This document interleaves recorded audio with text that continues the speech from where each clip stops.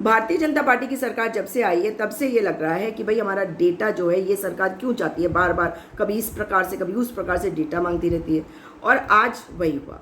और राजीव चंद्रशेखर मंत्री जी आके बता रहे हैं कि नहीं, कोविन का डेटा जो है उसके साथ कुछ नहीं हुआ, क्योंकि Indian computer emergency response team, ministry of electronics and information technology, government of India का ये मानना है कि इसको रिव्यू करने के बाद कि टेलीग्राम पे जो कोविन डेटा आया है वो एक टेलीग्राम बॉट की वजह से आया है। जब आप नंबर डालते हो तो मतलब आप सारे नंबर डाल के सारा डेटा थोड़ी इकट्ठा करोगे, डेटा वहाँ पे पहुँचा कैसा, मेरा डेटा कैसे पहुँचा, मेरा नंबर वहाँ पे कौन डाल रहा है और क्यों डाल रहा है।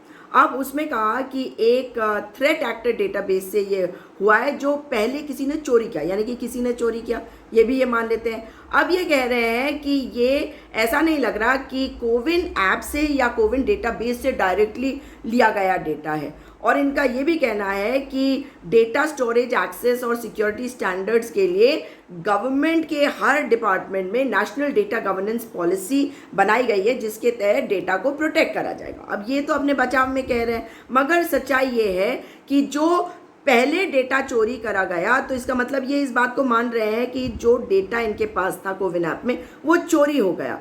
और अगर ये कह रहे हैं कि ये डायरेक्टली कोविन ऐप से नहीं लिया गया तो फिर ये इनडायरेक्टली लिया गया होगा। तो इनडायरेक्टली किसने लिया, और इनडायरेक्टली लिया तो और कौन कौन से डेटाबेस है जिसको इन्होंने चोरी कर लिया या जहाँ से इन्होंने निकाल लिया।